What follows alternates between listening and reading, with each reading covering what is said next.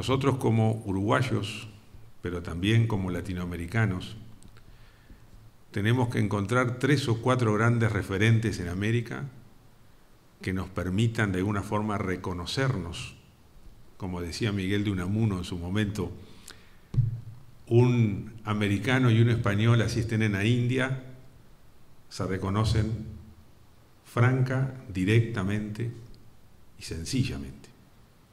En cambio, un americano del sur y un americano del norte, a pesar de que estén en la misma geografía, les va a costar mucho reconocerse. Esa es la idea que de alguna forma Rodó, no solo en esta obra que es Ariel, sino en otras más, trató de despertar en la conciencia dormida de una América Latina que surgía. No voy a hablar mucho sobre la biografía de Rodó, ¿no? Porque esos datos se pueden encontrar en cualquier lugar. Él había nacido en 1871 en una familia burguesa de clase media de Montevideo. Su padre, que era de origen catalán, era un comerciante y tenía la familia un buen pasar. Tal es así que ellos vivían en el centro de Montevideo, en la Ciudad Vieja, tenían una residencia en Santa Lucía, que era una residencia de verano. La familia, si se quiere, no tenía los tropiezos de cualquier otra familia uruguaya de esa época, en un Montevideo de permanente transformación y en un Uruguay que sufría los avatares del llamado desequilibrio político que lleva en 1875 al llamado Año Terrible y que desemboca con la llegada del militarismo del siglo XIX al Uruguay. El Año Terrible es el gobierno de Pedro Varela, que no hay que confundir, no tiene vínculo con José Pedro Varela, y que entre otras cosas significa no solo la pérdida de la institucionalidad débil, pero pérdida de la institucionalidad, sino también una serie de crisis económicas, de tropiezos económicos, que van a provocar honda conmoción en la sociedad montevideana de la época, y que entre otras cosas, dada también una prematura muerte del padre de Rodó, siendo Rodó adolescente, va a hacer que la familia Rodó pierda esa estabilidad económica que tenía en unos primeros años. Rodó entonces realiza una serie de trabajos adolescentes que le permitía pequeños ingresos, pero que lo fue de alguna forma convirtiendo en sostén de la familia. Había estudiado en su infancia en el colegio, hoy llamado Colegio Liceo Elio Fernández. Obviamente era un lugar donde iban los hijos de la burguesía montevideana acomodada. Y después, en su juventud, prácticamente hay una formación autodidacta, que es la que le permite formarse básicamente a través de la lectura. Era Rodó un gran lector de todo lo que podía llegar a sus manos. Y esa lectura, aquí también, ya que hicimos un paralelismo con Artigas, él la había motivado por la presencia de muchos libros en la biblioteca de su padre.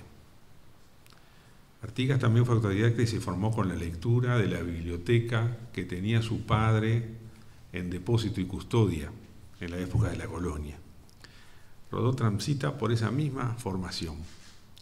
Y luego, ya más grande, atesora los libros, atesora en el sentido de leerlos y hacerlos propios, de la biblioteca del Ateneo de Montevideo.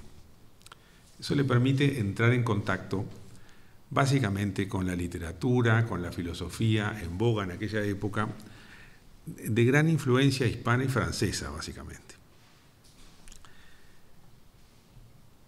Este Rodó joven, que conjuntamente con otros amigos crea, por la necesidad de manifestarse intelectualmente en ese Montevideo, donde habían grandes plumas ya formadas, ¿no? Se estaba conformando lo que va a ser denominado por la crítica literaria la generación del 900. Pero ya hay personajes de la creación literaria que han marcado un camino. Está un Zorrilla de San Martín, empiezan a generar gran conmoción en la literatura de la época, Julio Herrera, y sí, está también María Eugenia Baferreira.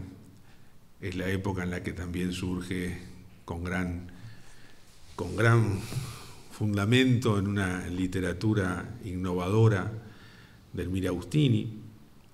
Es la época en la que está Eduardo Acevedo Díaz. Es decir, hay una serie de plumas importantes y otros también, ¿no? ¿Verdad? Está Carlos Roslo, por ejemplo, hay una cantidad de ensayistas. Es decir, es un Montevideo muy particular.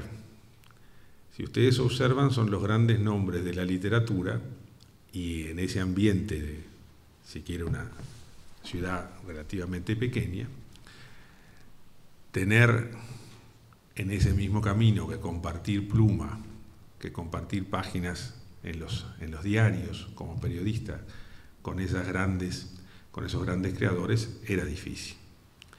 Y Rodó igual se destacó, joven.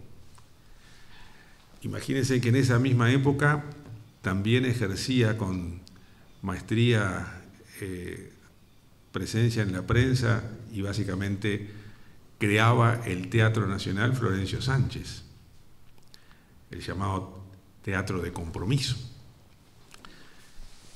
Es decir, que la figura de Rodó también se agiganta cuando observamos con quiénes compartía los ateneos varios de la ciudad de Montevideo, en su sentido académico, y con quienes recorría tertulias. Y es un joven movido por una realidad, que eso sí lo diferencia de los otros, de dimensión latinoamericana. Todos los demás personajes que nombré se manifiestan básicamente en ser soportes de esa generación del 900 de la literatura nacional. Pero Rodó coincide, esa generación del 900 en el Uruguay, con la generación del 98 en España y con el modernismo como expresión de una corriente de vanguardia en la literatura latinoamericana. El principal modernista en nuestro país es Julio Herrera Lloves, pero en el contexto latinoamericano Rubén Darío. En ese momento es cuando Rodó, que había empezado a publicar opúsculos. La palabra opúsculo define un poco a obras pequeñas de contenido crítico, analítico o literario. La palabra opúsculo, no quiero ser aburrido, pero deriva del latín de opus, que es obra, obra pequeña, u obra científica, también se utilizaba mucho.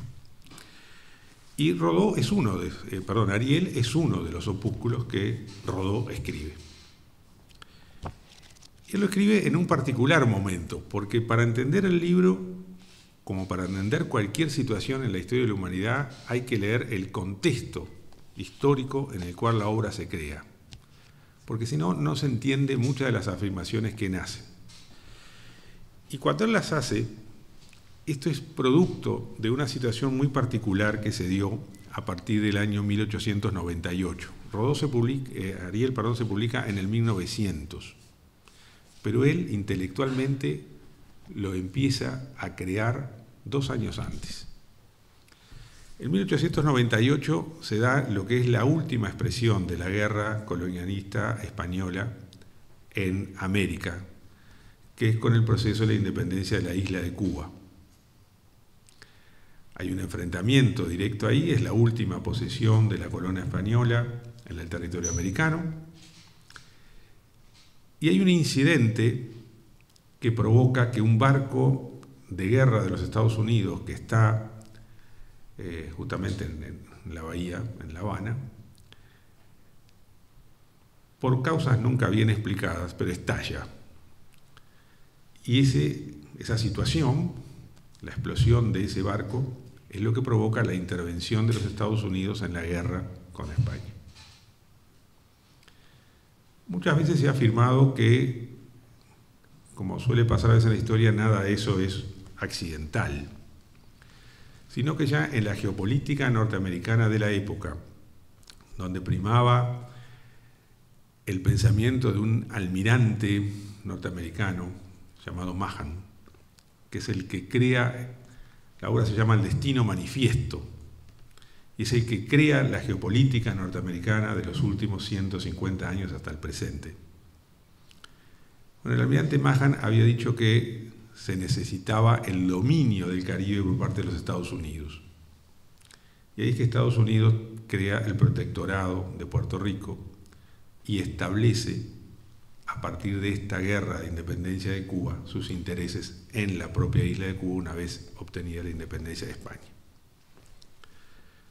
Todo eso sucede 2 años antes, pero es el gran disparador para que Rodó empiece a imaginarse que su opúsculo Ariel tenía que ser un gran despertador de conciencias latinoamericanas. Por eso la conferencia de hoy pretendí yo que se denominara Vigencia del Pensamiento de Rodó en este 2021. No más problemas con el agua. Llegó Agua y Salud, su purificador de agua que mejora su calidad de vida, ayuda a tu economía, protege tu salud. 8 etapas de filtrado, remueve pesticidas y herbicidas, mercurio, plomo, elimina cloro y metales pesados, mineraliza el agua, mejora el pH reforzando la inmunidad. Costo de equipamiento total, 2.590 pesos. Avalado por Unión Europea, ISO 9001. WhatsApp 099-622-815. Teléfono 443-24123. Facebook Agua y Salud. Universo Óptico. Nace una nueva forma de ver. Florida Casi Rincón. 25% de descuento con su receta médica. Óptica, lentes de contacto, audífonos. El mejor precio de Maldonado. Universo Óptico. Florida Casi Rincón.